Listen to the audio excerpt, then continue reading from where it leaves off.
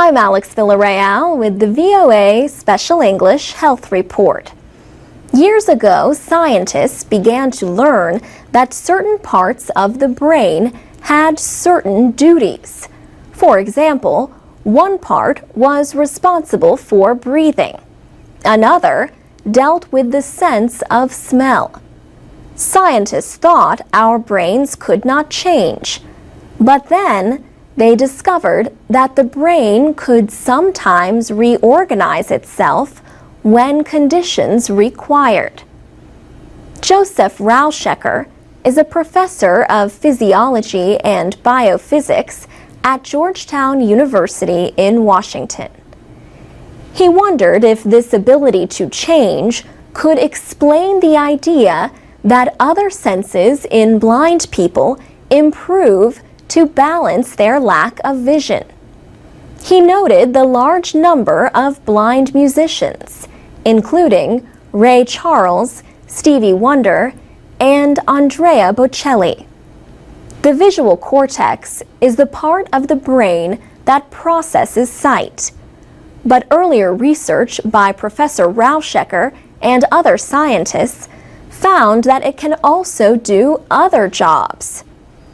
The research showed that the brains of blind people can use the visual cortex to process sound and touch. But the visual cortex is divided into separate parts, or modules. Each module normally performs different jobs related to vision. Professor Rauschecker said, "Do blind people have that same or similar functional organization that these modules just get rededicated to touch and hearing?" And the answer is yes. Professor Rauschecker and researchers from Finland and Belgium found this answer using an fMRI scanner. That means functional magnetic resonance imaging. The machine recorded brain activity as 12 blind people and 12 sighted people performed tasks involving sound and touch. For example, they would try to decide which direction sounds were coming from, or which finger was feeling gentle vibrations. Professor Rauschecker says large parts of the visual cortex became active during the sound and touch tests, but only in the blind people.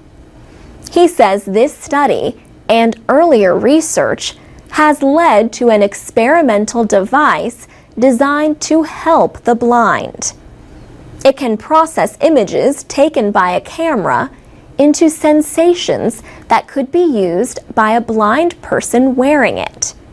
He said the device would change visual information into auditory information that could be processed by the brain of a blind person. The study is in the journal Neuron. For VOA Special English, I'm Alex Villarreal.